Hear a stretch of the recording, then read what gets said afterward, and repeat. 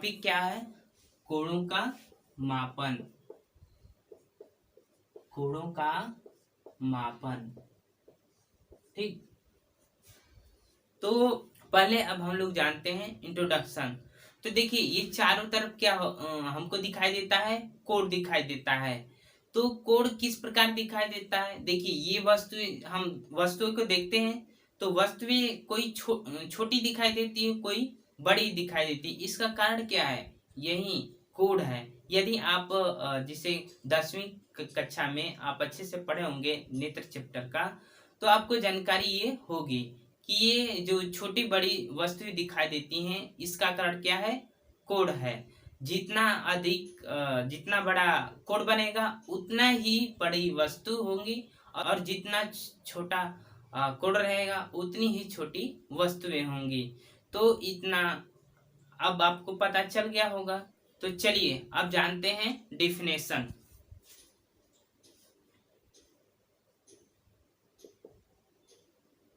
अब जानते हैं हम लोग डिफिनेशन। तो देखिए डिफिनेशन ध्यान से सुनिएगा। अगर ध्यान से सुनेंगे और ध्यान से देखेंगे तो जरूर आपको याद हो जाएगा, दोबारा पढ़ने की जरूरत ही नहीं पड़ेगी। तो देखिए क्या है, जब दो रेखाएं किसी बिंदु पर आकर मिलती हैं और दोनों के बीच में जो झुकाव होता है उसे क्या कहते हैं? कोण कहते हैं। तो देखिए ये दो, मान लीजिए एक बिंदु है, कोई दो रेखाएं किसी बिंदु पर आकर मिलती है, एक यहाँ से आई रेखा, ठीक, और एक यहाँ से आई रेखा, और जो मिलती हैं और उनके बीच में जो झुकाव होता है, ये जो झुकाव है यही क्या है? कोण है। ठीक, अब तो ये आपको समझ में आ गया होगा डिफिनेशन। हाँ, एक दूसरी डिफिनेशन सुनिएगा। प्रारंभिक रेखा से अंतिम रेखा में घुमाव की माप को क्या कहते हैं? कोणों की माप कहते हैं। तो देखिए क्या है, मैंने क्या बोला, ये तो पहली डिफिनेशन है। और दूसरी डिफिनेशन क्या हो गई? प्रारंभिक रेखा से, ठीक, ये हो गई प्रारंभिक रेखा, प्रारंभिक रेखा। और देखिए क्या कह रहा है? प्रारंभिक रेखा से अंतिम रेखा में, अंतिम रेखा में, ये अंतिम रेखा हो गई, ठीक, अंतिम रेखा में घुमाव की माप, ये घुमाव की माप हो गई, ठीक, ये घुमाव की माप हो गई मान लीजिए थीटा। तो ये क्या हो गया? कोणों का मापन या कोणों की माप। ठीक, अब तो आप डिफिनेशन समझ गए होंगे। तो चलिए अब जानते हैं हम लोग कोणों को मापने की पद्धतियां।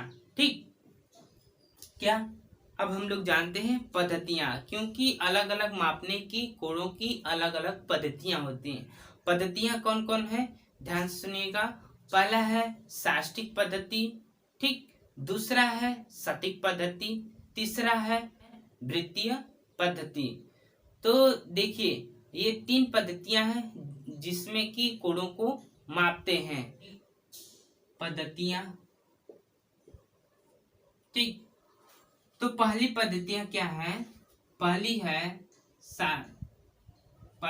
साष्टिक, साष्टिक पद्धति।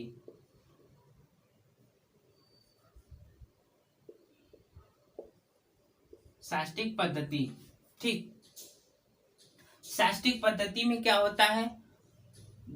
साष्टिक पद्धति में क्या होता है कि साष्टिक पद्धति में कोणों का मापन हम किस में मापते हैं? डिग्री में मापते हैं। कोणों का मापन डिग्री में मापते हैं। तो देखिए एक समकोण बराबर कितना होता है? एक समकोण बराबर 90 डिग्री। फिर एक डिग्री बराबर कितना होता है? 60 मिनट होता है।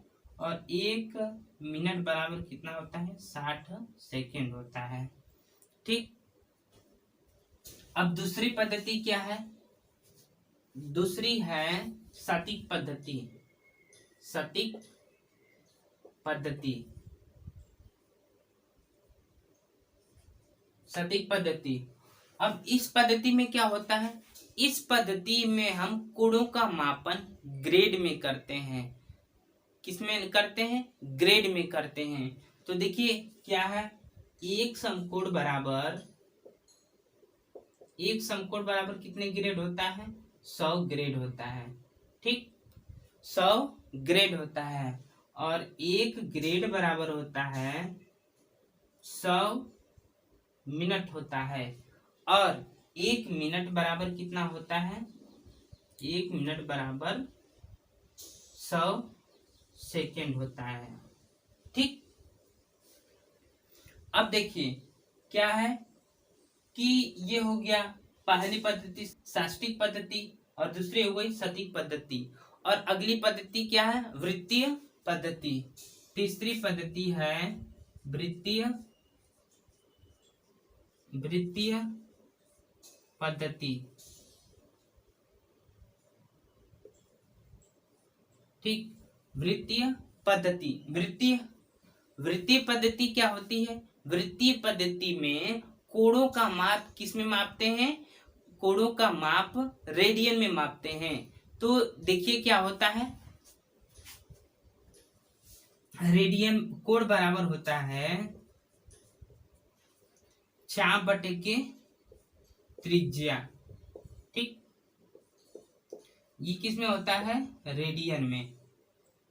ठीक, अब देखिए ये तीन पद्धतियां हो गई। इन तीनों पद्धतियों में एक संबंध होता है। ठीक, क्या संबंध होता है वो देखिए, ध्यान से देखिएगा।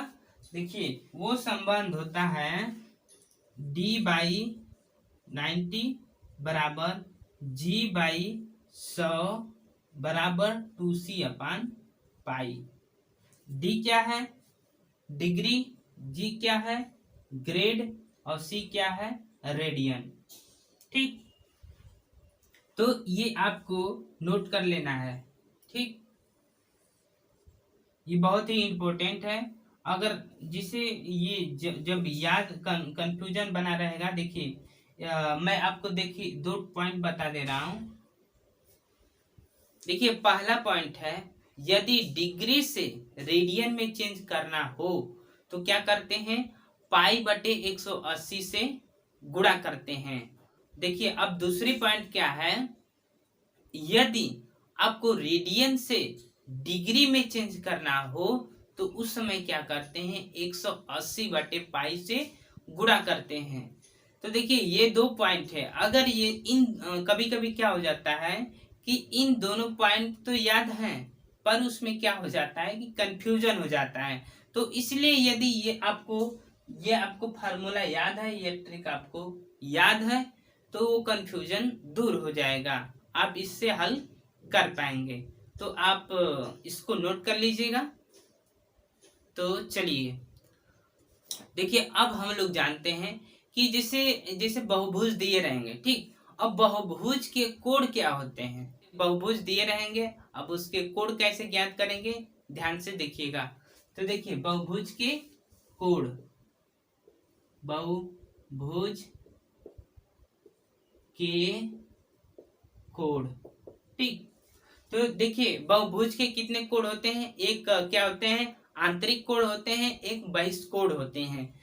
तो इन सबको का योग क्या होता है, कोणों का योग कैसे निकालते हैं, ध्यान से देखिएगा। देखिए मान लेते हैं, माना भुजाओं की संख्या कितनी है, n है। ठीक, तो बहुभुज की संख्या कितनी है, n है। तो कोण बराबर हो जाएगा, कोण बराबर 2n-4 गुणे 90। ये हो गया है आपका किसमें, डिग्री में हो गया। यदि इसी को हम पाई में ज्ञात करना पड़े तो क्या करेंगे, ध्यान से देखिए, ये तो हो गया आपका डिग्री में। ठीक, अब देखिए रेडियन में क्या होगा, देखिए रेडियन में होगा n-2 इंटू पाई, क्या हो जाएगा ये रेडियन में। ठीक, ये टोटल आंतरिक कोण आ गया। अब पूछेगा कि एक कोण का मान कितना हो जाएगा, मतलब प्रत्येक कोण, तो प्रत्येक कोण का मान कितना होगा, प्रत्येक कोण का मान, ठीक, मान बराबर हो जाएगा, यदि ये देखिए, यदि डिग्री में रहेगा तो क्या होगा, 2n-4 इंटू 90/n। और देखिए जब रेडियन में होगा क्या होगा, जब रेडियन में होगा तो n-2 इंटू पाई बटा के n, ठीक, ये हो गया जब रेडियन में रहेगा, और जब ये होगा जब डिग्री में रहेगा। तो इतना तक आपको समझ में आ गया होगा। देखिए अब हम लोग जानते हैं कि अब ये तो आंतरिक कोण हो गए, अब बहिष्कोण कैसे ज्ञात करेंगे, ध्यान से देखिएगा। देखिए क्या है, बहुभुज के बहिष्कोण, बहुभुज